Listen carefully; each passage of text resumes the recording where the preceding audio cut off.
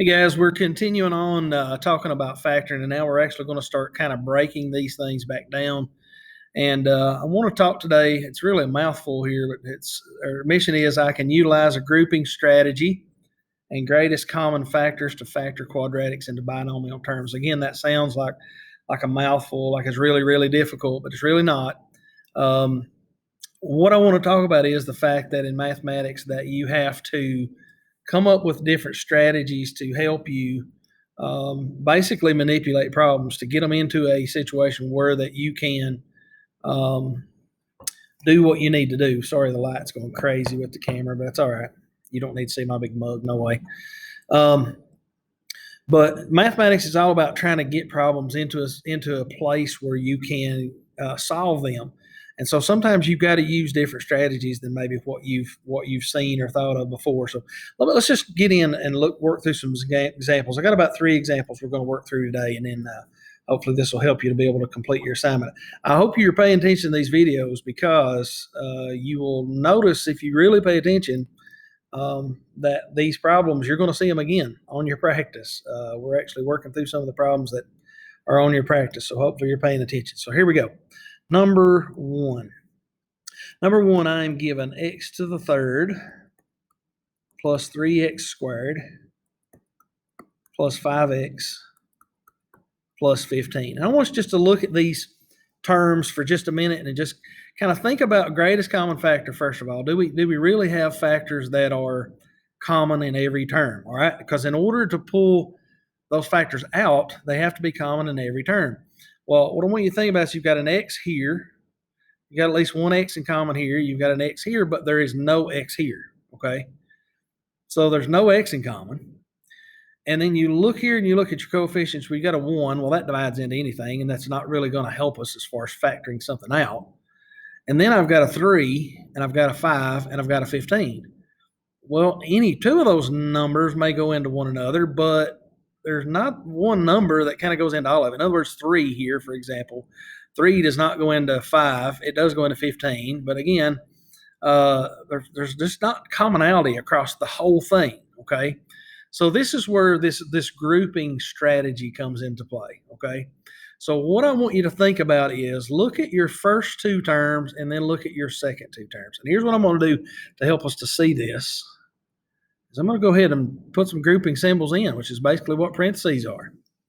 And if you notice now, when I begin to look at this, now I can begin to see some greatest common factors here, okay? So what I want us to do is I want us just to focus, first of all, on this first set right here, okay?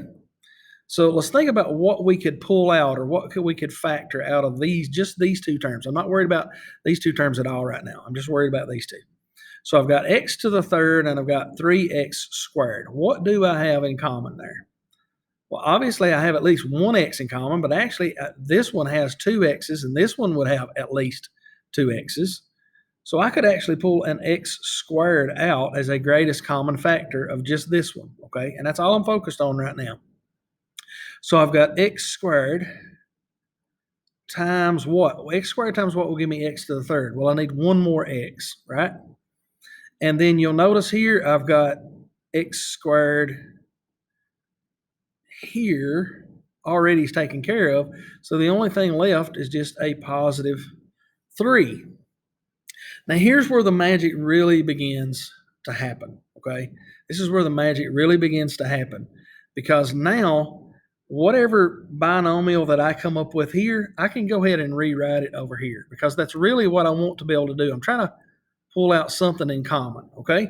So whatever binomial I come up with here, I'm just going to repeat it over here on this side, and you notice I left a little bit of room, okay? The room I left is what number do I need to multiply times x plus 3 in order to make 5x plus 15?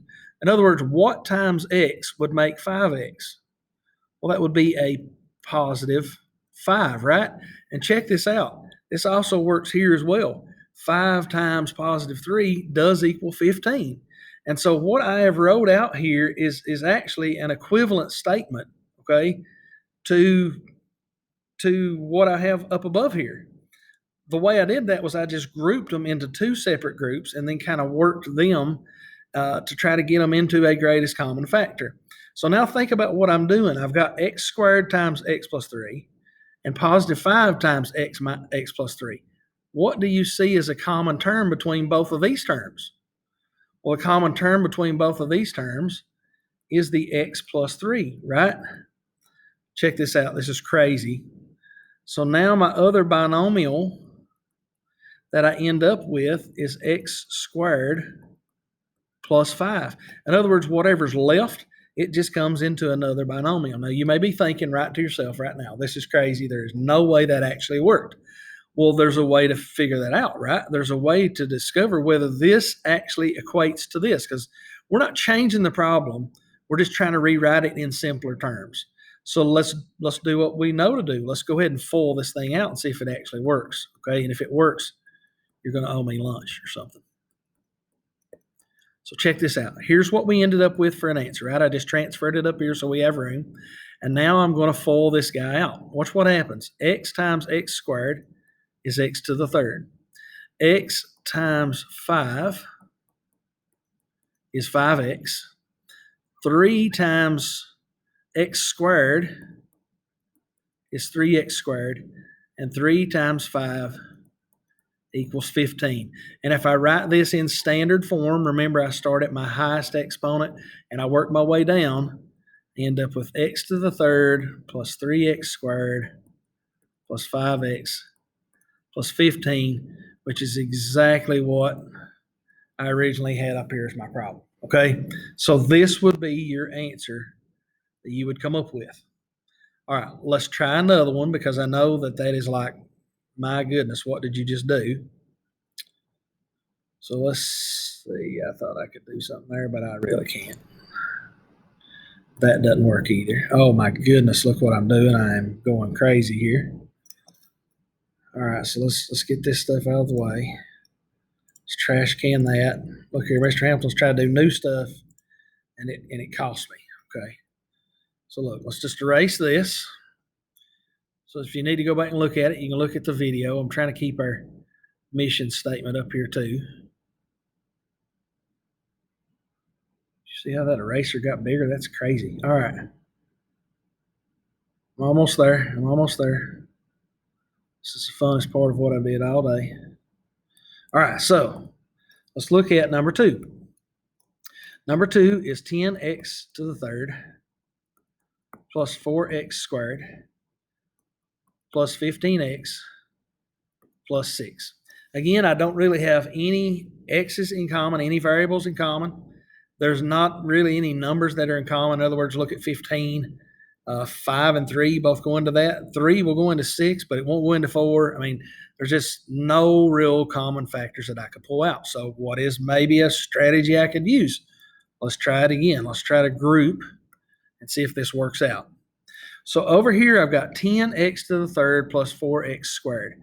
Think about the greatest common factor. First, let's start with our coefficients between 4 and 10. 4 and 10. The factors of 4 is 1 and 4, 2 and 2. So the greatest common factor is A2. So I'm going to go ahead and pull A2 out to the front. Then I've got x to the third and x squared. So what is my greatest common factor there? Well, they both have 2 x's in them.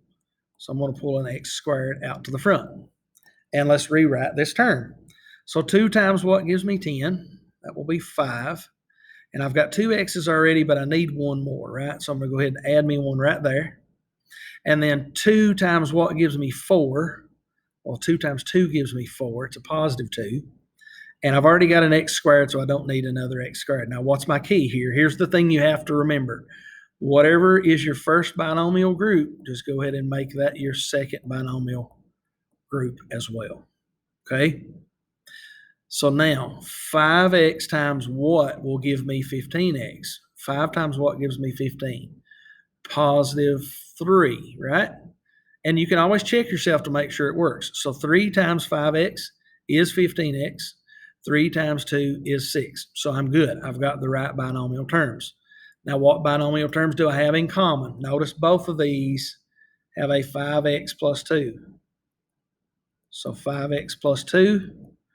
And then my other binomial is just made up of the parts that I have left, which is 2x squared plus 3. And ladies and gentlemen, that's all there is to it. Now, this is really critical because when we get to 4.4f, you're going to use this grouping strategy to help you to factor some quadratics, which is, again, something that's going to be very useful to you, okay? So this is really important, even though maybe right now you're thinking, I don't know how this could possibly be important. It is important because it's a strategy that you're going to use not only for this particular task, but for a couple tasks from now. So let me go over one more problem.